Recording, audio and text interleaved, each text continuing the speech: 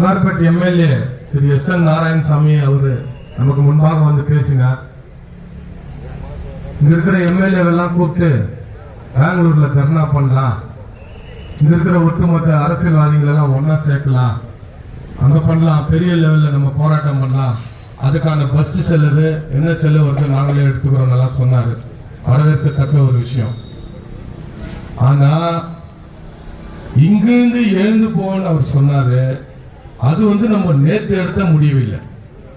மாச கணக்கா நம்ம மேனேஜ்மெண்ட்டை வலியுறுத்தி சார்ட்டர் ஆஃப் டிமாண்ட் கொடுத்து வருஷ கணக்கா நம்ம வேலை செய்து ரெக்ரூட்மெண்ட் ஆகும்ன்ற கனவோட நம்ம இருந்து இன்னைக்கு வேற ஒருத்தரை கூட்டிட்டு நம்ம இடத்துல அவங்க வைக்கிறப்போ அந்த ஆதங்கம் தாங்காம நம்ம உள்ளிருப்பு போராட்டம் பண்ணி பல்வேறு போராட்டங்கள், gate meeting, slogan shout, black badge வேரிங், ஸ்டெப் பை ஸ்டெப்பா பண்ணிட்டு கடைசி ஆயுதமா தான் இந்த ஸ்ட்ரைக்கை நம்ம கையில எடுத்திருக்கிறோம். அப்போ நேற்று எடுத்துட்டு முடிவு இன்னைக்கு சொன்னா நம்மளால போக முடியாது.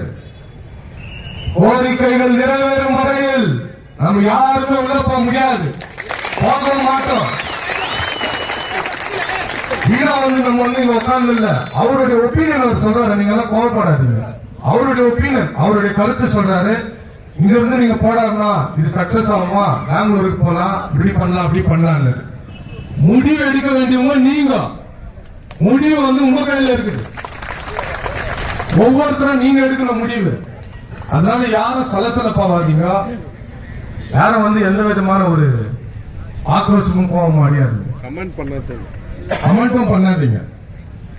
இங்க அவரை பாரு, அவரை மாதிரி 100 பேர், ஆயிரக்கணக்கான பேர் வருவாங்க. அவங்களுடைய சொந்த கருத்து, அவங்களுடைய ஒப்பீனியன் சொல்லுவாங்க, அட்வைஸ் பண்ணுவாங்க. அவங்க சொல்றதெல்லாம் நம்ம ஏத்துக்குவோம்.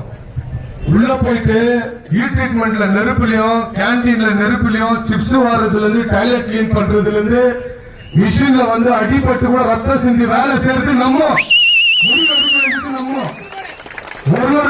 ஒரு நிமிஷமும் கஷ்டப்படுறது நம்ம, பொண்டாட்டி புள்ளிய மறந்துட்டு 8 ஹவர் ஃபேக்டரியில வேலை செய்யறது நம்ம, double shift, holiday work, Sunday work, இந்தியாவே ஷட் டவுன் ஆனா கூட கோவிட் பீரியட்ல போய் வேலை செய்யறது நம்ம.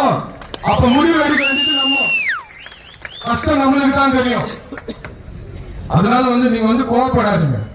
அவங்களுடைய கருத்துக்கள் என்ன நீங்க ஏத்துக்கோங்க. முடிவு நம்ம கிட்ட இருக்குது, நம்ம முடிவு எடுக்கலாம். நம்ம யங்ஸ்காரங்க உட்கார்ந்து இருக்கிறதுக்கு எல்லாருக்கும் தெளிவா தெரியும். யாரும் எந்த விதமான குழப்பம் கூட அடையக்கூடாதுங்க. எதுக்காக இதை ஆரம்பிச்சோம், எப்ப ஆரம்பிச்சோம், எதற்காக ஆரம்பிச்சோம், எந்த பாதையில போயிருக்கிறோம், நம்மளுடைய டெஸ்டினேஷன் என்ன, நம்மளுடைய குறிக்கோள் என்ன, எல்லாருக்கும் தெரியும் தானே? தெரியும் எல்லாருக்கும். தெரியாம யாருன்னா உட்காந்துக்கிறோமா? நமக்கு தெரியும்.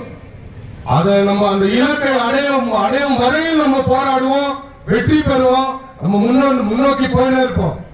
இதுல எந்த விதமான நம்ம பின்னோட்டத்துக்கு நம்ம போகிறதுக்கு தயாரா இல்லை. வழி நடத்துகிறவர்கள், நமக்கு முன்பாக போகிறவர்கள், அவர்கள் இங்க உறுதியா இருக்கிறப்ப எதற்காக நம்ம பயப்பட வேண்டும்? அவங்க உறுதியா வலிமையா இருக்கிறாங்க.